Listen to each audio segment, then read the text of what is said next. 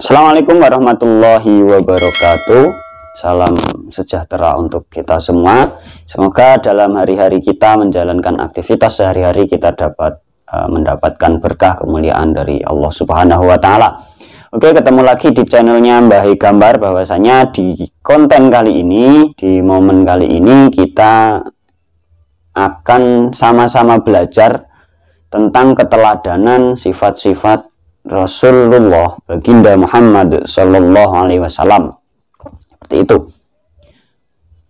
Telah kita ketahui bersama bahwasanya Nabi Muhammad Sallallahu Alaihi Wasallam adalah Nabi yang paling terakhir, di mana beliau menyampaikan risalah-risalah kenabian, di mana beliau menjadi penutup dari segala utusan, di mana beliau adalah kekasih Allah yang di mana diciptakan sebaik-baiknya, seperti itu, sebaik-baik makhluk.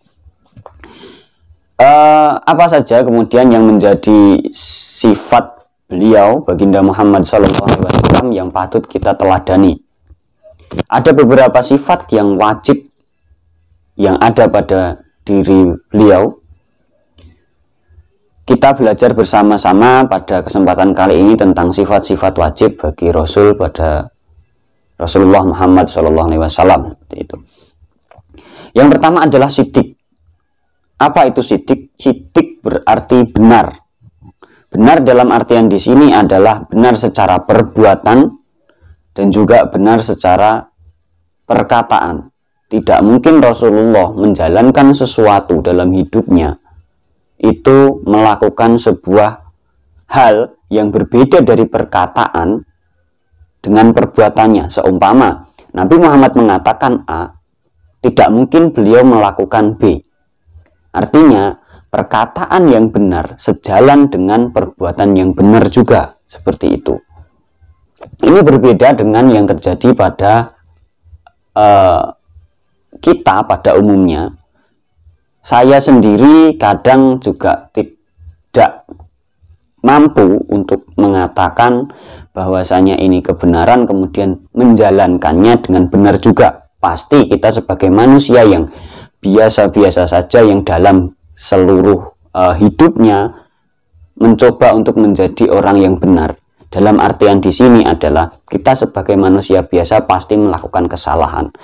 Berbeda dengan Rasulullah SAW, di mana beliau mengatakan kebenaran dan juga menjalankan apa yang beliau katakan itu dengan benar juga, seperti itu. Dalam surat An-Najm ayat 4 dan 5 telah difirmankan oleh Allah Subhanahu wa Ta'ala, a'udzubillahi minasyaitonirrajim, bismillahirrahmanirrahim, in huwa illa wahyu yuha 'allamahu syadidul quwa. Ucapannya itu tiada lain hanyalah wahyu yang diwahyukan kepadanya, yang diajarkan kepadanya oleh Jibril yang sangat kuat. Di sini dapat kita simpulkan bahwasanya segala perkataan dan perbuatan Rasulullah SAW adalah apa yang telah Allah wahyukan melalui malaikat Jibril kepada beliau. Kita pernah mendengar bahwasanya apa yang dikatakan, yang diucapkan, yang dilakukan Rasulullah SAW adalah Al-Quran. Karena Rasulullah menjalankan sesuatu tindakannya adalah tindakan atas wahyu dari Allah melalui malaikat Jibril, seperti itu. Jadi tidaklah mungkin ketika Nabi Muhammad SAW itu melakukan kesalahan, karena beliau dibimbing langsung oleh Allah melalui malaikat Jibril, seperti itu. Demikian tadi tentang satu sifat Rasulullah Muhammad yang sidik. Selanjutnya kita amanah. Belajar tentang apa itu amanah. Bahwasanya Rasulullah sebelum diangkat menjadi Rasul, beliau sudah mendapatkan gelar Al-Amin. Amanah ini berarti adalah benar-benar dapat dipercaya. Jadi ketika seseorang, suatu kaum memasrahkan kemudian menyerahkan satu urusan kepada Rasulullah, pasti urusan itu akan dilaksanakan dengan sebaik-baiknya. Artinya amanah adalah dapat dipercaya. Sering kita dalam kehidupan sehari-hari memasrahkan sesuatu urusan kepada orang lain, tapi tidak dijalankan dengan sebaik-baiknya. Jangankan orang lain, kita sendiri terkadang dalam menjalankan, dalam menerima sebuah amanah dari seseorang, meskipun sebaik mungkin kita jalankan, tapi ada kalanya kita kurang maksimal dalam menjalankan amanah tersebut. Tapi baginda Muhammad SAW adalah benar-benar insan yang dapat dipercaya. Banyak kisah-kisah yang menjelaskan bahwasanya Rasulullah Muhammad SAW adalah manusia yang dapat dipercaya, seperti itu. Dijelaskan juga dalam Al-A'raf ayat 68. A'udzubillahi minasyaitonirrajim. Bismillahirrahmanirrahim. Uballighukum risalati rabbi wa ana lakum nasihun amin. Yang artinya, aku menyampaikan amanat-amanat Tuhanku kepadamu. Saya ulangi, aku menyampaikan amanat-amanat Tuhanku kepadamu dan aku hanya memberi nasihat yang terpercaya bagimu. Dalam artian, Allah telah menyampaikan bahwasanya kita tahu semua bahwasanya Nabi Muhammad SAW adalah Nabi terakhir, kekasih Allah, yang dimana itu menjadi suri tauladan kita bersama. Artinya Allah telah menunjuk beliau Nabi Muhammad SAW untuk menyampaikan risalah-risalah kenabian, menyampaikan nilai-nilai kebaikan, menyampaikan Islam yang rahmat bagi seluruh alam. Tadi dalam arti Al-A'raf ayat 68 dijelaskan, aku menyampaikan amanat-amanat Tuhanku kepadamu dan aku hanya memberi nasihat yang terpercaya bagimu. Jadi Nabi Muhammad menyampaikan wahyu tadi, wahyu dari Allah melalui malaikat Jibril kepada umat manusia. Jadi ketika sekarang kita tahu bahwasanya ada wujud Al-Quran, kemudian kebaikan-kebaikan beliau sampai sekarang masih menggema di seantero dunia, kita ketahui bahwasanya Rasul memang menyampaikan, benar-benar dapat dipercaya dalam menyampaikan semua risalah kenabian, menyampaikan Islam yang rahmat bagi seluruh alam, seperti itu. Selanjutnya kita ketahui bersama bahwasanya ada 4 sifat Rasul yang tadi sudah alhamdulillah kita jelaskan 2 poin. Kemudian yang poin ketiga adalah tabligh.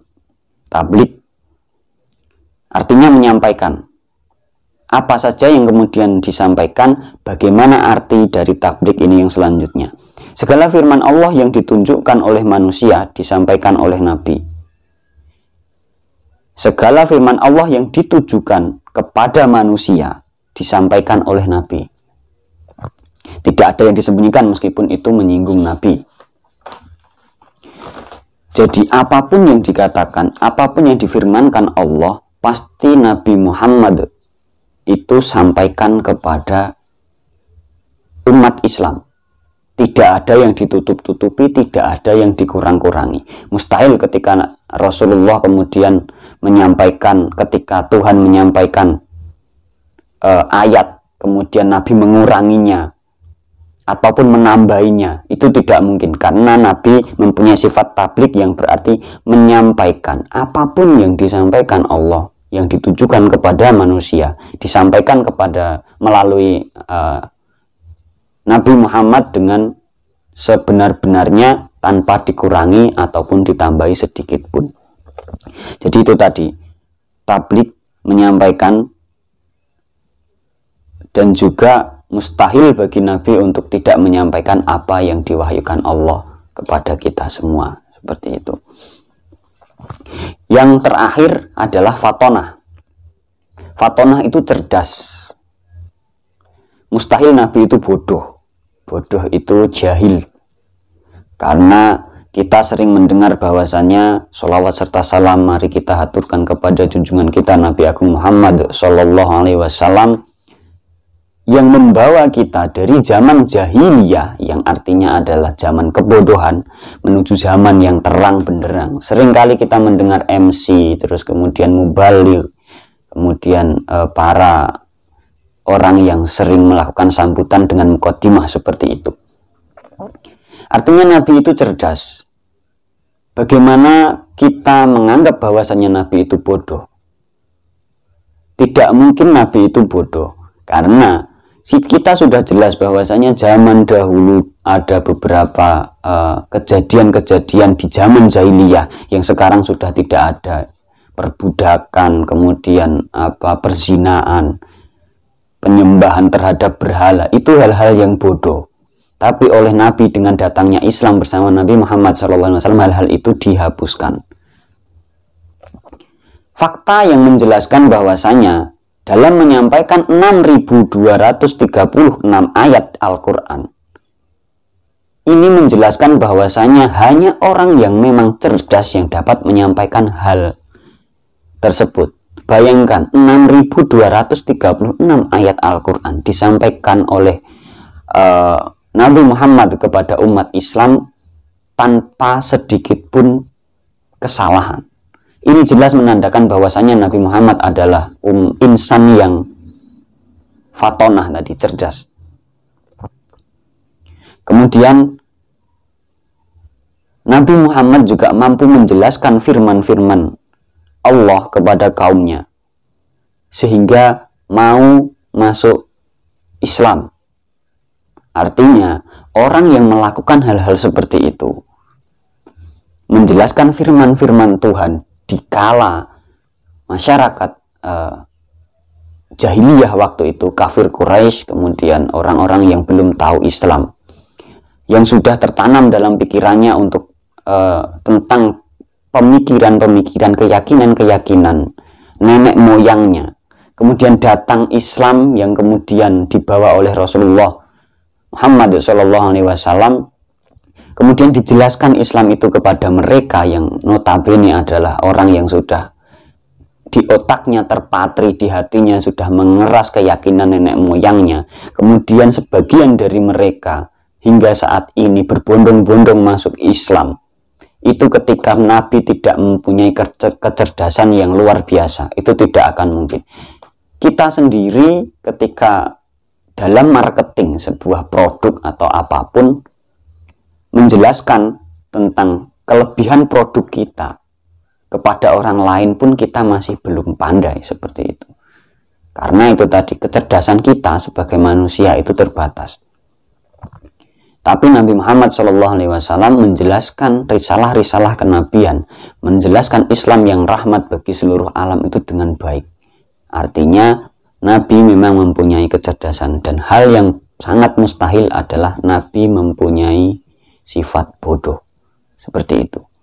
Jadi demikian kawan-kawan semua tentang penjelasan sifat-sifat wajib yang ada pada Rasulullah Muhammad SAW. Tadi kita telah belajar tentang sidik, kemudian tablik, sidik, amanah, tablik, dan juga fatonah. Biar apa kita belajar hal-hal seperti itu? Artinya kita dapat mempelajari, meneladani sifat Rasulullah Muhammad SAW. Nabi Muhammad memang manusia biasa seperti kita. Beliau juga tidur, beliau juga makan, beliau juga melakukan hal-hal keseharian layaknya manusia biasa. Tetapi yang membedakan manusia biasa kita dan yang lain dengan Nabi Muhammad adalah itu tadi, keempat sifat itu tadi. Nabi Muhammad tidak mungkin berbohong, tidak mungkin salah. Nabi Muhammad mempunyai kecerdasan yang sangat luar biasa. Dan Nabi Muhammad tidak pernah khianat terhadap apa yang beliau katakan.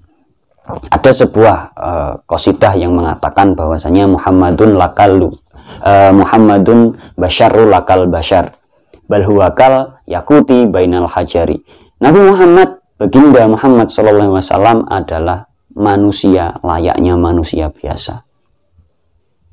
Basyarun lakal basyar, seperti layaknya manusia biasa. Beliau juga ke pasar, beliau juga tidur, beliau juga makan, dan layaknya manusia biasa. Bal huwa kal yakuti bainal hajari, beliau laksana mutiara, laksana permata di antara batu-batu biasa. Jadi ketika kita disandingkan dengan bersanding dengan Rasulullah Muhammad SAW itu tidak ada yang menandingi beliau, karena itu tadi, laksana permata di tengah hamparan batu-batu. Jadi begitu.